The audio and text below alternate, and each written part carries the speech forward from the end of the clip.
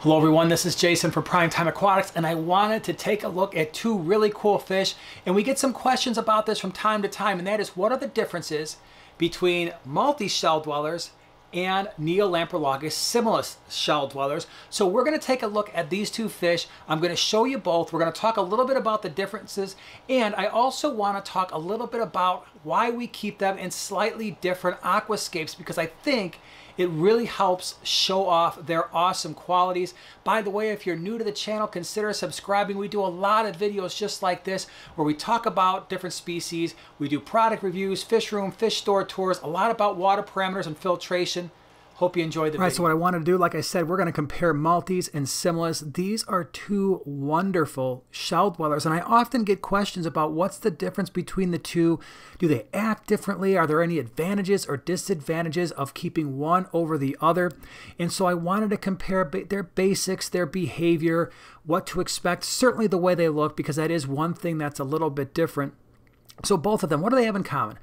They are both shell-dwelling Lake Tanganyikan species of fish, and they're really awesome. Neolamprologus multifasciatus and Neolamprologus similis. They're about the same size, so that's one of the advantages to keeping these smaller shell dwellers. You can often keep them in a smaller size tank, so maybe the males might get 1.25 inches, 1.5 inches. Females stay slightly smaller, and they look very similar in terms of males and females for both the similis and the multis. The males get a little bit more yellow coloring on the fins, the females not quite as much. Now, when it comes to their physical differences, the way they look, this is the main thing. Now, when it comes to the similis, and I'm showing you similis right now, they have this really nice, larger, darker bands, and then they've got these smaller, lighter bands, as you can see. They're very awesome. Now, one of the things to keep in mind as I'm showing you this in these videos, I'm keeping the similis on a darker substrate, which I believe shows off their colors a little bit nicer, where with the multis, I would prefer to keep them on a lighter substrate because I think that shows off their colors better. So here, the similis, larger dark bands, smaller white bands. In my opinion, when we take a look at the multis right here, it kind of seems, at least it appears as though a lot of the time, the banding on the fish is more similar. So the white bands and the darker bands are more evenly spaced, and the fish tend to look a little bit lighter in this video, especially because, once again, they are on a lighter substrate. If you put them on a black substrate like I did with the similis, they would darken up a little bit, but they still wouldn't look like the similis do with those very vibrant, lighter colored, smaller, skinnier bands. The other way to tell them apart, if you look at the similis, the banding goes all the way right into the head region, right behind the eye, where multis, that banding pretty much stops at the gill plate. So at least from a physical perspective, that's how we would differentiate between the two.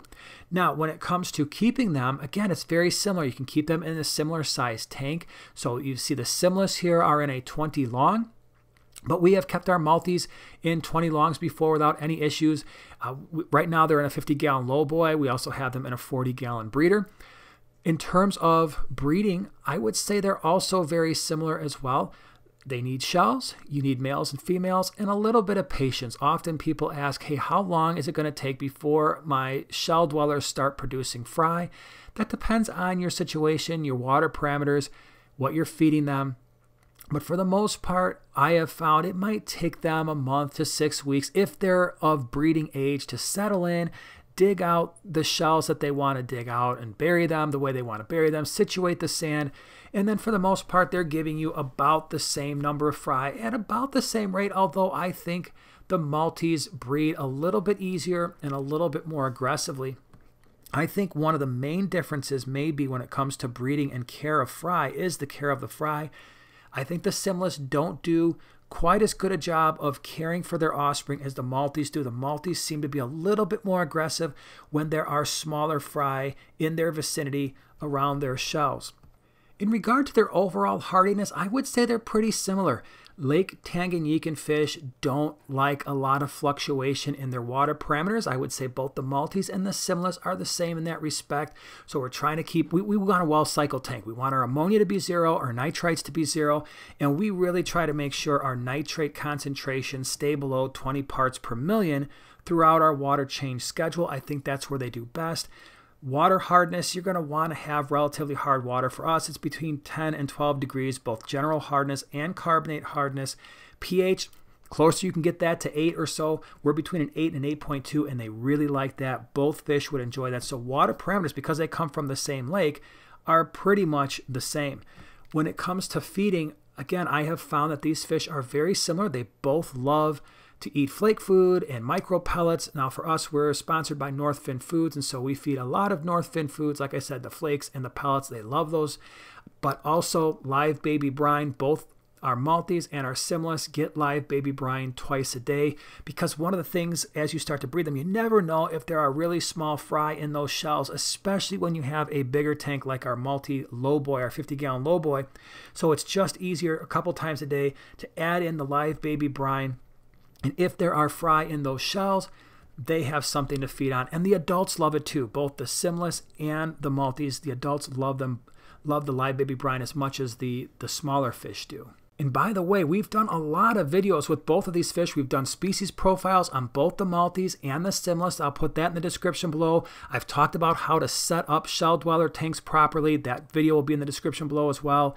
I've talked about where to find these shells cheaply, so I'll put that down there. So there'll be a lot of videos down in the description that I think will help if you're new to keeping shell dwellers. So when it really comes down to it, when we look at these fish, one thing you want to consider is the cost. Usually multis are a little bit easier to find because I think they breed just a little bit more robustly. More people keep them. They're more common. So they're probably going to be cheaper both at a pet store or online, more readily available, where the similis are not quite as readily available, and you might pay a small premium. Maybe that's going to be somewhere around 25% higher than the multis, maybe higher in some other cases. But yeah, the multis will probably not be quite as expensive, but the personalities for both of these fish are pretty much identical. They are always moving. They always seem like they have something to do. They are always interacting with one another, and they've got really interesting personality traits. So you really can't go wrong with either one. Bottom line is, which one would I choose? I like them both. I think it's a wash. I would be happy with both the similis and the multis. I would have no problem keeping either one and growing up a colony because they are so similar. I keep them as a species-only tank anyway. If I were keeping them in a mixed tank, I might shift my interest towards the multis a little bit just because I think they would do a little bit better job of protecting the fry from other fish in that tank. But both of them are great choices if you haven't had a chance to keep shell dwellers in general, and especially the multis or the similis.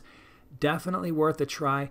Hope you enjoyed the video. If you want more information, like I said, check out that video in the upper right hand corner. That will give you some more information about how to set up a shell dweller tank. The video in the lower right hand corner will give you some more information about the similis, and of course we've got those videos in the description as well if you want to learn more. Appreciate you watching, and we'll see you soon.